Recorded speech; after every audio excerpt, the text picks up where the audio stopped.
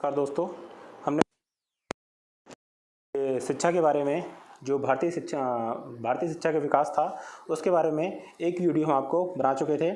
इस वीडियो में भारतीय शिक्षा के विकास को पूरी तरह से समाप्त करने की कोशिश करेंगे। आइए शुरू करते हैं। इसके पहले हमने वुड्स के जो चार्ल्स वुड थे उसके डिस्पैच तक इसके बारे में समझा दिया था बहुत ही पूरी व्याख्या के साथ। आज बात करेंगे उसकी आगे जो एक कमीशन आया था हंटर शिक्षा आयोग, क्योंकि पेपर में हंटर शिक्षा आयोग नहीं कहेगा, वो हंटर कमीशन बोलेगा कि हंटर कमीशन का संबंध किससे था। तो हंटर कमीशन का संबंध था शिक्षा सुधार से। अब बात यह आती है कि शिक्षा सुधार में 3 स्तर थे, प्राथमिक स्तर, माध्यमिक स्तर और यूनिवर्सिटी का स्तर, उच्च स्तर। तो प्राथमिक और माध्यमिक शिक्षा के क्षेत्र में प्रारंभिक योजनाओं की उपेक्षा कर दी गई। ठीक है, प्रारंभिक योजनाओं में उपेक्षा कर दी गई थी 1870 में, जबकि शिक्षा प्रांतों में स्थानांतरित हो गई थी। तो प्राथमिक और माध्यमिक शिक्षा की स्थिति और खराब हो गई, क्योंकि ये शिक्षा का दत्त किसको दे दिया गया, राज्यों को दे दिया गया। तो शिक्षा की स्थिति और ज़्यादा खराब हो गई। क्यों? क्योंकि प्रांतों के पास सीमित संसाधन थे, उनके पास संसाधन ही नहीं थे और व्यय करने के लिए पास पैसा ही नहीं था, तो वो और ज़्यादा कम किया उन्होंने। तो 1882 में W हंटर जी आए, उनके अध्यक्षता में एक आयोग गठित किया गया और उनसे कहा गया कि आपको इसके बारे में रिपोर्ट देनी है। किसके बारे में? कि 1854 के पश्चात देश में शिक्षा की दिशा में किए गए प्रयासों की और उनकी प्रगति की समीक्षा करनी है आपको। तो हंटर भाई साहब ने शिक्षा की समीक्षा की और समीक्षा इनका कार्य क्या था? इनका कार्य था केवल प्राथमिक और माध्यमिक शिक्षा तक ही सीमित था। याद रखिए, इंपॉर्टेंट फैक्ट है कि इनका कार्य प्राथमिक और माध्यमिक शिक्षा तक ही सीमित था तथा विश्वविद्यालयों से के कार्यों से इनका कोई संबंध नहीं था। अब बात यहाँ आती है कि इन्होंने सुझाव क्या क्या दिए। तो जो सुझाव दिए वो आपके यहाँ पर देखिएगा। पहला सुझाव क्या था? सरकार को प्राथमिक शिक्षा के सुधार और विकास की ओर से ध्यान देना चाहिए। यह शिक्षा उपयोगी विषयों की दी जाए और स्थानीय भाषा में दी जाए, अर्थात जो प्राथमिक और माध्यमिक शिक्षा थी वो आप स्थानीय भाषा में दीजिए। दूसरी सिफारिश क्या थी? जो प्राथमिक पाठशालाएं हैं उनका नियंत्रण 9 संस्थापित नगर और जिला बोर्डों को दिया जाए। ठीक है, जो आज भी इनका क्या जाता है, जो संस्थाएं हैं जो जिला बोर्ड है उनको दीजिए, ना कि राज्य की संस्था को सीधे दे दीजिए, क्योंकि आप जो लोकल बॉडी हैं वो अच्छे से गौर नहीं कर पाएंगी। ठीक। तीसरा सुझाव इनका यह था कि माध्यमिक शिक्षा के 2 खंड होने चाहिए। क्यों? एक हो साहित्य खंड लिटरेचर, एक हो व्यवहारिक खंड प्रोफेशनल। जो साहित्य खंड हो वो विश्वविद्यालय शिक्षा के लिए आगे बढ़ जाए और जो व्यवहारिक खंड हो वो विद्यार्थी जो हैं, प्रोफेशनल जो हैं, भविष्य निर्माण के लिए वो शिक्षा प्राप्त करें। ठीक है, जैसे अभी देखिए, ये BA किया, MA किया, बाद में MPhil किया, PhD किया, लिटरेचर साइड हो गई। दूसरा, मैंने BCA किया या BBA किया, MBA किया और नौकरी प्राप्त कर ली। तो दोनों अलग अलग सेक्टर है ना। इनकी चौथी सिफारिश क्या थी? इन्होंने ये कहा कि स्त्री शिक्षा का पर्याप्त प्रबंधन सरकार के द्वारा नहीं किया गया है, जो कि वुड्स के डिस्पैच में कहा गया था, लेकिन नहीं किया गया। 1882 तक आते हैं। 1854 में वुड्स डिस्पैच आता है, वो बात करते हैं स्त्री शिक्षा के लिए। 1883-84 तक ये ऐसी बात आती है, सिद्ध होता जाता है कि अंग्रेजों ने स्त्री शिक्षा के लिए कोई भी व्यवस्था नहीं की और इन्होंने ये कहा कि आप स्त्री शिक्षा को प्रोत्साहित कीजिए। हंटर शिक्षा आयोग के सुझाव के आने के पश्चात अगले 20 वर्षों में माध्यमिक और कॉलेज शिक्षा का तीव्र गति से विस्तार हुआ तथा भारतीयों ने इसे सराहनीय योगदान दिया। ठीक। अध्यापन के लिए और परीक्षा स्थलों के लिए व्यवस्था की गई। आप जानते हैं 1882 में पंजाब विश्वविद्यालय, 1887 में इलाहाबाद विश्वविद्यालय खोले गए थे। ठीक है। देखिए, पिछली बार की वीडियो में कुछ लोगों ने शिकायत ये थी कि इसकी क्योंकि हम बहुत ज़्यादा कम लिख रहे थे और समझा ज़्यादा रहे थे तो उन्हें चीज़ें भूल जा रही थी। तो इसलिए मैंने सामने आपको बुक को स्कैन करके रखा हुआ है कि जो भी आप मैं सुनेंगे, आप जहाँ अंडरलाइन है वहाँ पे आप देखते भी जाएंगे, तो आप सुनेंगे भी देखेंगे भी, तो डबल कंसंट्रेशन होगा तो आपको ज़्यादा समझ में आएगा। ठीक है दोस्तों, क्योंकि वैसे सबके पास बुक तो होती ही है, आप सीधे भी देख सकते हैं। ठीक। अब आते हैं भारतीय, अगला एक बना 1904 में। 1907 में क्या बना? अब देखिए, प्राथमिक और माध्यमिक शिक्षा सुधर गई, उसके लिए कमीशन बन गया, हंटर कमीशन। अब दिक्कत आ गई विश्वविद्यालय शिक्षा की, उसमें बर्बादी शुरू हो गई थी। क्यों शुरू हो गई? 20वीं सदी जब स्टार्ट हुई तो राजनीतिक अस्थिरता आई थी, आप जानते हैं 1904 में क्या हो रहा है, 1903 में क्या, 1905 में क्या हो रहा है, बहुत ही समझते हैं आप। वो जो बंगाल विभाजन हो रहा है, फिर जाके उसके विभाजन के बाद 1907 में क्या हुआ, 1911 में क्या हुआ, बड़ी दिक्कत चल रही है इस समय। ठीक है, तो शिक्षा संस्थान राजनीतिक क्रांतिकारियों को पैदा करने वाले कारखाने बनकर रह गए। वहाँ पे केवल आंदोलन हो रहा था। आज भी देख लीजिए इलाहाबाद विश्वविद्यालय में केवल क्या होती है, राजनीति होती है। हालांकि पढ़ाई भी होती है, लेकिन राजनीति के कारण संस्थान आज क्या संकट में आ रहे हैं। जेएनयू हुआ, डीयू हुआ, यह राजनीति तो हो रही है। वो अलग बात है, राजनीति सही है गलत है उसके दो पक्ष हो सकते हैं, मानने वालों को अलग अलग, लेकिन राजनीति हो रही है ये अकाट सत्य है, इसको आपको मानना ही पड़ेगा।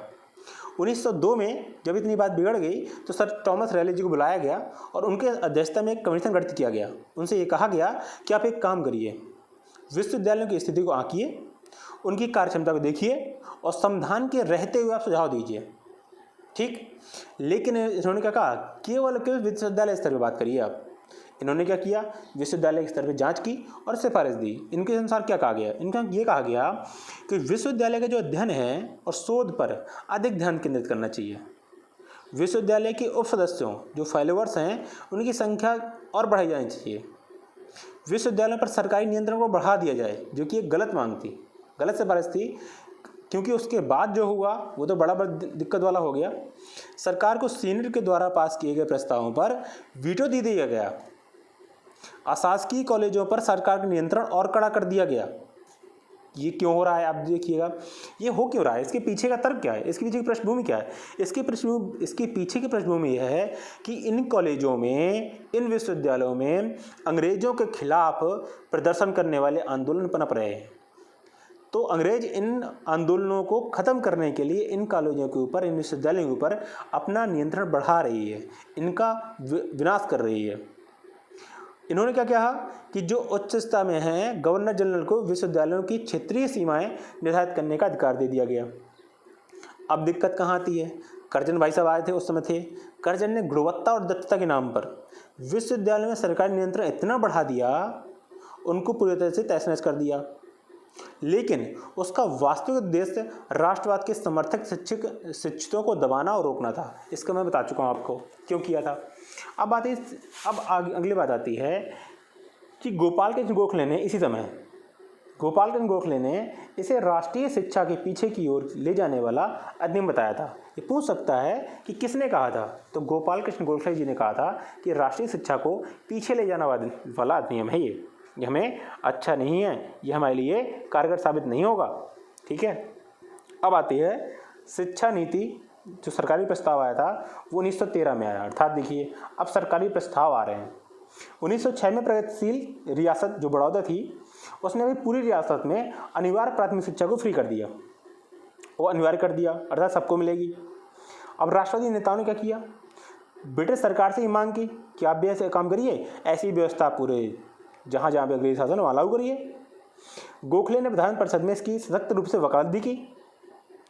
इस पर क्या हुआ, शिक्षा नीति 1913 ने अपने प्रस्ताव पर सरकार के अनिवार्य शिक्षा का उम्मीदवार उत्तरदायित्व लेने से इनकार कर दिया फट से।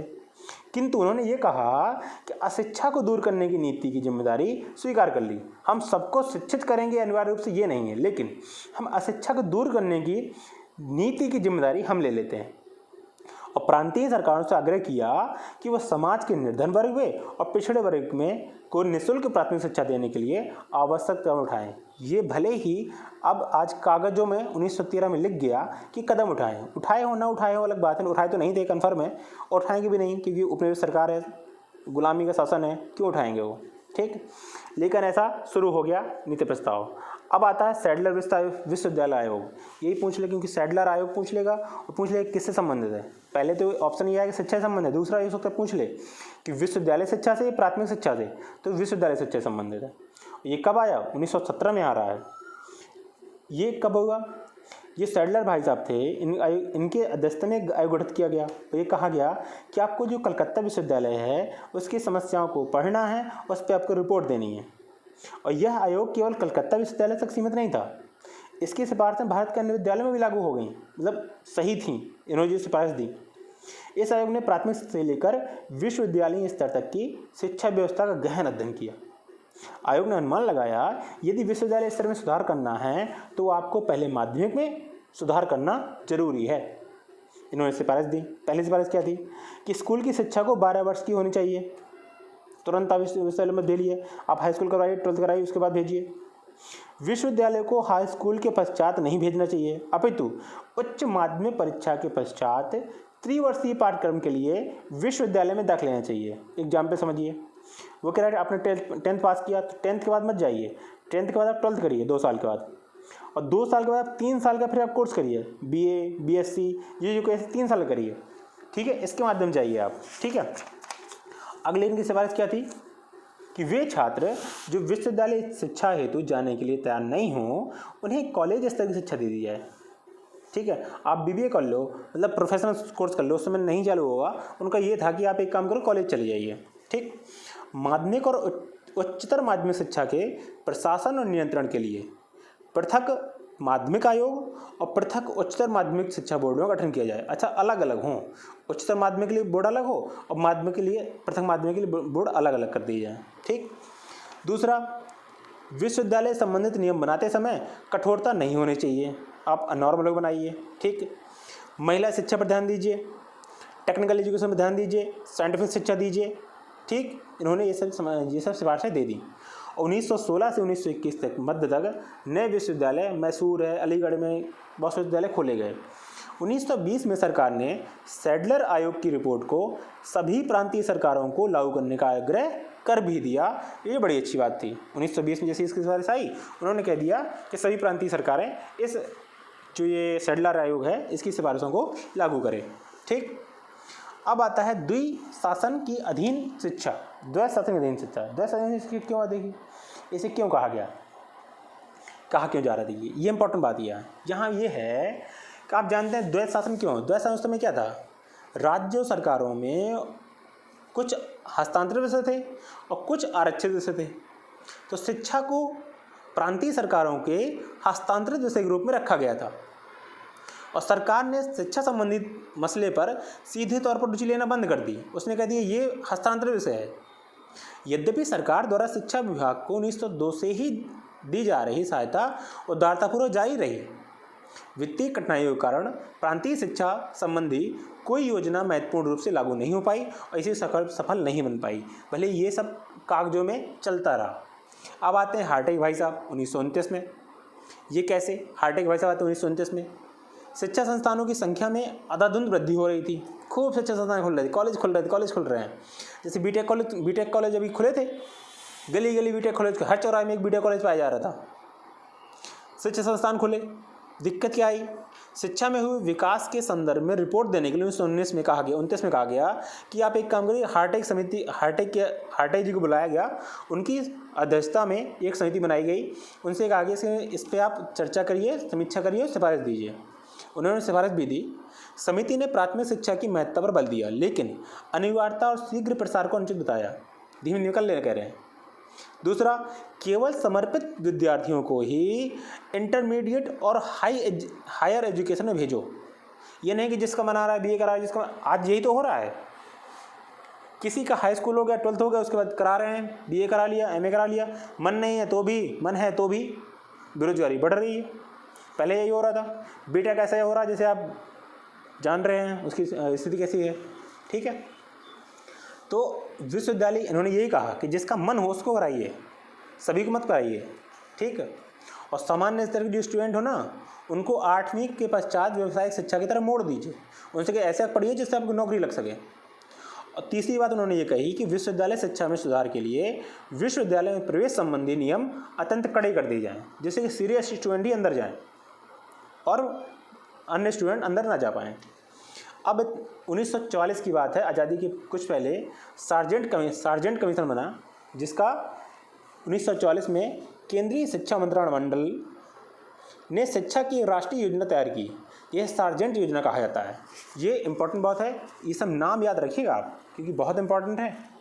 सार्जेंट योजना इन्होंने क्या था, जो सर जॉन सार्जेंट भारत सरकार के शिक्षा सलाहकार थे उस समय, इन्होंने ये कहा, बड़ी इंपॉर्टेंट, जो वर्तमान काल के लिए भी इंपॉर्टेंट है ये, ठीक है। ये देखिए आप, ये सब जो सिफारिशें हैं ये बहुत ही इंपॉर्टेंट है 3 से 6 वर्ष के आयु के समूह के बच्चों के लिए पूर्व माध्यमिक या प्राइमरी शिक्षा के लिए व्यवस्था की जाए, 3 से 6 वर्ष के लिए। ठीक। दूसरा, 6 से 11 वर्ष की आयु के बच्चों के लिए निःशुल्क, व्यापक और अनिवार्य शिक्षा की व्यवस्था की जाए। जो अभी चल रहे हैं ना, अभी जो 6 साल से 14 साल के लिए हमारा 86 अमेंडमेंट था, ठीक है, 66वां संविधान संशोधन था कि 14 वर्ष से कम उम्र के बच्चों के लिए अनिवार्य शिक्षा की व्यवस्था की गई थी।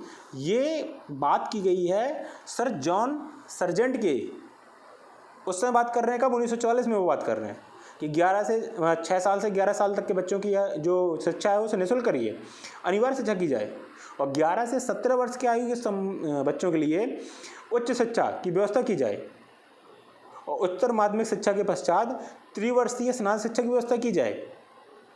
ये सब बात कर रहे हैं। वही बात कर रहे हैं कि आपके कोई एकेडमिक एजुकेशन और टेक्निकल एजुकेशन दोनों दीजिए, तकनीकी, वाणिज्यिक और कला विषयक शिक्षा की व्यवस्था होनी चाहिए। उनका तकनीकी अलग, देखिए हमारे जाते हैं बीकॉम वाणिज्यिक sector, B Tech technical sector, art side BA, उच्चतर माध्यमिक पाठ्यक्रमों को समाप्त कर दिया जाए, 20 वर्षों में वयस्कों को साक्षर बना दिया जाए। ये उस समय बात हो रही है।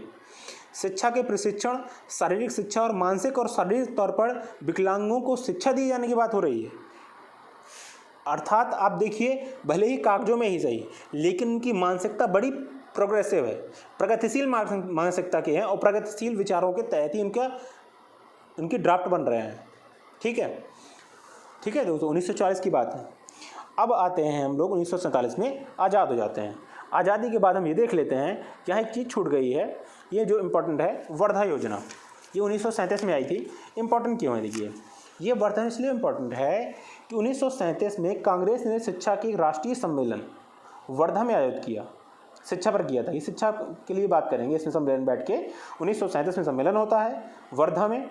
इस सम्मेलन में पारित किए गए प्रस्तावों के अंतर्गत मूलभूत शिक्षा, बेसिक एजुकेशन पर बात की गई। उन्होंने कहा कि राष्ट्रीय नीति बनाइए, और राष्ट्रीय नीति बनाने के लिए जाकिर हुसैन के अध्यक्षता में एक समिति गठित की। ये पूछ सकता है कि वर्धा योजना में जो समिति बनाई गई थी उसकी अध्यक्षता किसको समिति की थी? तो जाकिर हुसैन भाई को समिति की थी। तो जाकिर हुसैन की अध्यक्षता में एक समिति बनाई गई। इस समिति के गठन का मूल उद्देश्य क्या था? तो गतिविधियों के माध्यम से शिक्षा प्राप्त करना। इन्होंने क्या कहा? इस योजना में निम्नलिखित प्रावधान किए गए। पहला, पाठ्यक्रम में आधार दस्तकारी को सम्मिलित किया गया। राष्ट्रीय शिक्षा के प्रथम 7 वर्ष निःशुल्क और अनिवार्य होने चाहिए। कक्षा 2 से और कक्षा 7 तक के शिक्षा माध्यम हिंदी होनी चाहिए। अंग्रेजी भाषा के शिक्षा, ये सब अंदर के प्रावधान तो नहीं आएंगे, लेकिन ये पूछ सकता है वर्धा योजना का संबंध किससे है। ठीक है, और वर्धा योजना में जो एक राष्ट्रीय नीति बनाने के लिए बात की गई थी, उसके दस्तक किसको सौंपी गई थी? तो जाकिर हुसैन को सौंपी गई थी। यहाँ इतना इंपॉर्टेंट है, ज़्यादा इंपॉर्टेंट नहीं है। आगे बढ़ जाते हैं। आगे बढ़ के हम देखते हैं, ये हमारी बात हो गई यहाँ तक। आज़ादी के बाद तक की बात हमने कर ली, और इसके बारे में बात करेंगे हम, आज़ादी के बाद क्या किया हमने। आज़ादी के बाद भी हमने एक 1948 में जिनके नाम पर शिक्षक दिवस मनाया जाता है, राधाकृष्ण स्वामी, जो राधाकृष्ण आयोग था, सर्वपल्ली राधाकृष्णन जिसका नाम था, हमारे भारत के पहले जो हमारा देश आज़ाद हुआ उसके उस समय ये बहुत ही शिक्षित, बहुत ही ज़्यादा प्रतिष्ठित व्यक्ति शामिल थे। नवंबर 1948 में राधाकृष्णन जी को बुलाया गया। उनके अध्यक्षता में देश में विश्वविद्यालय शिक्षा के संबंध में रिपोर्ट देने के लिए कहा गया। इस स्वतंत्र भारत में विश्वविद्यालय के क्षेत्र में इस आयोग की रिपोर्ट अत्यंत महत्वपूर्ण है। इन्होंने सिफारिश क्या दी? निम्नलिखित है, जो इम्पोर्टेंट है। ये आपके मेंस में सिफारिश काम आएगी, आयोग काम आएंगे आपके प्री में। इन्होंने क्या कहा कि जो प्री यूनिवर्सिटी है वो 12 वर्ष की होनी चाहिए। आप मिलाइएगा, इसके पहले यही बात होती रही है। दूसरा, शिक्षा के 3 स्तर होने चाहिए: सामान्य शिक्षा, सरकारी शिक्षा, व्यावसायिक शिक्षा। अगली इन्होंने बात क्या कही? प्रशासनिक सेवाओं के लिए विश्वविद्यालय की स्नातक उपाधि आवश्यक नहीं होनी चाहिए। प्रशासनिक सेवा होने के लिए स्नातक उपाधि आवश्यक नहीं होनी चाहिए। उस समय ग्रेजुएशन थी, अभी भी अब आप सिविल सर्विस तैयारी करते हैं, आपको ग्रेजुएशन इंपॉर्टेंट है। इन्होंने ऐसा कहा कि नहीं होनी चाहिए उस समय नहीं होनी चाहिए, क्योंकि आप जानते हैं उस समय शिक्षित ही कितने थे, और ग्रेजुएशन तो और ज़्यादा कम थे। देश आज़ाद हो चुका था, ग्रेजुएशन थे नहीं। अगर आपको सिविल सर्विस में एग्जाम दिलवाना है तो फिर मिलते नहीं, इसलिए उस समय ऐसी वो बात कर रहे हैं। ठीक है, इसमें उनकी वो मत सोचिएगा कि उन पर टैलेंट पे आप सवाल उठाएं। उस समय परिस्थितियाँ कुछ ऐसी हैं। शांति निकेतन और जामिया मिलिया की तर्ज पर ग्रामीण विश्वविद्यालयों की स्थापना की जाए। महाविद्यालयों में छात्रों की संख्या बहुत अधिक नहीं होनी चाहिए। उन्होंने कहा एक महाविद्यालय में 1000 से ज़्यादा छात्र ना हो, ज़्यादा भीड़ ना हो।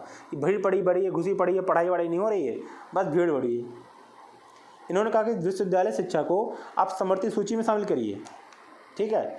और इन्होंने ये कहा कि यूनिवर्सिटी ग्रांट कमीशन का गठन किया जाए। यह सबसे इम्पोर्टेंट बात याद है वो यही है कि देश में आप एक यूजीसी कमीशन का गठन करिए, और इनकी सिफारिश के बाद ही यूजीसी कमीशन का गठन किया भी गया था, ठीक है।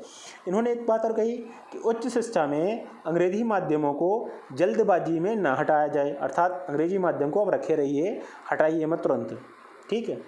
और विश्वविद्यालय, इन्होंने एक और बात कही कि जहाँ राज्यों की भाषा और मातृभाषा का समान ना हो, वहाँ संघीय भाषा अर्थात राज्यों की भाषा में शिक्षा देने को प्राथमिकता दे दी जाए, ठीक।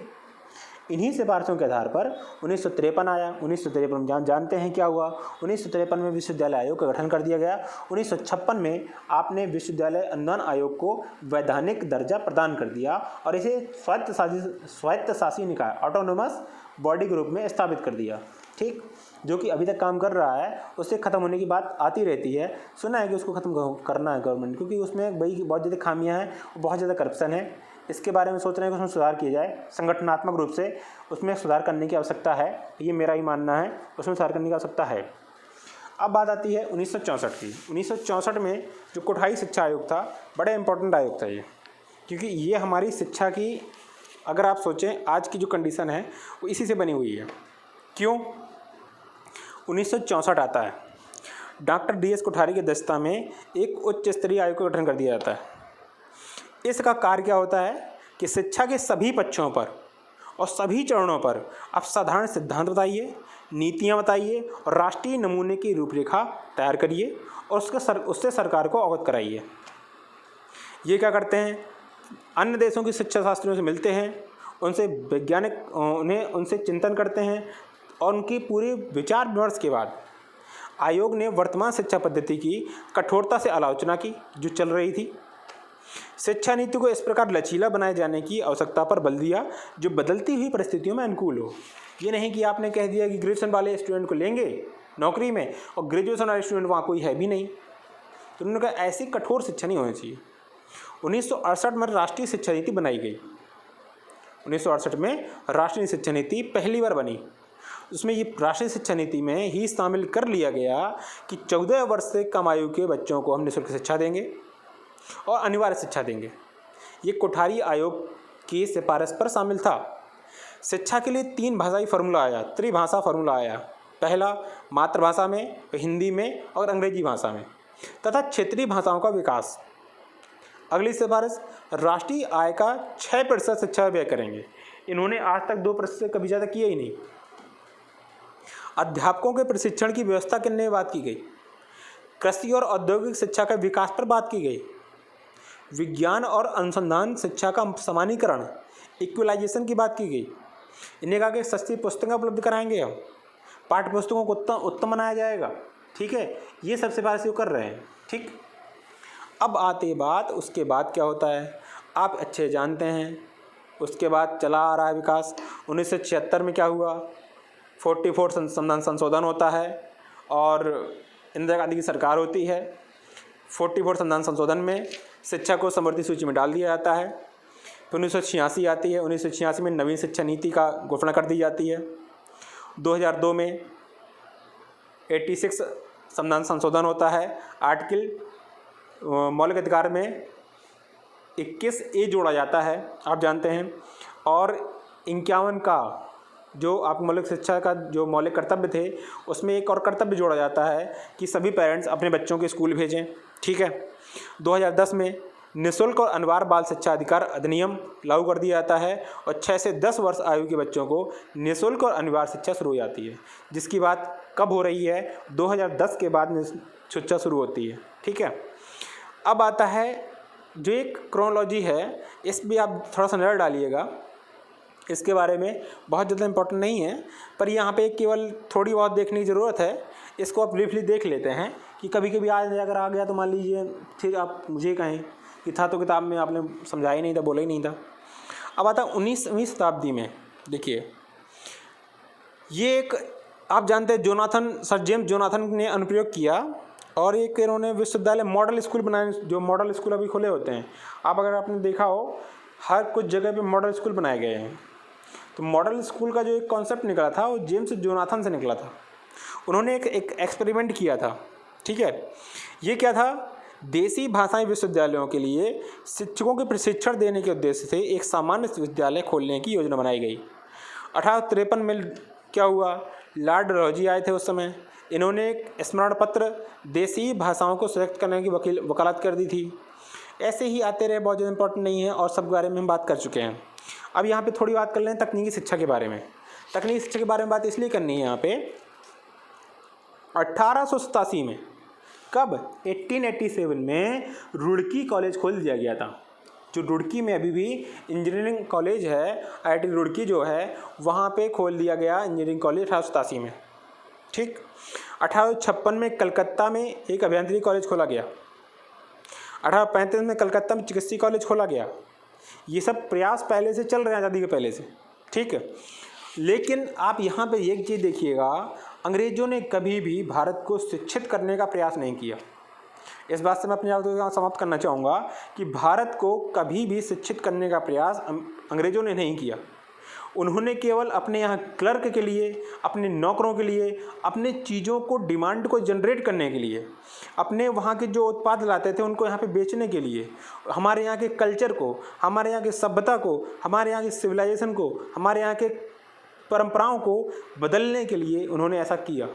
हमारे यहाँ की वेद व्यवस्था को, हमारे यहाँ के वैदिक कल्चर को उन्होंने पूरा ख़त्म किया और यहाँ की शिक्षा के विकास के नाम पर केवल छलावा किया। शिक्षा का विकास अगर आप होंगे तो पहले हमारा देश कई गुना ज़्यादा शिक्षित था, लेकिन अंग्रेज़ों ने हमारे यहाँ की शिक्षा व्यवस्था को पूरी तरह से तहस नहस कर दिया। ये मैकाले शिक्षा नीति ने हमारे देश का बहुत ज़्यादा नुकसान किया। इसलिए यहाँ पर ये चैप्टर समाप्त होता है।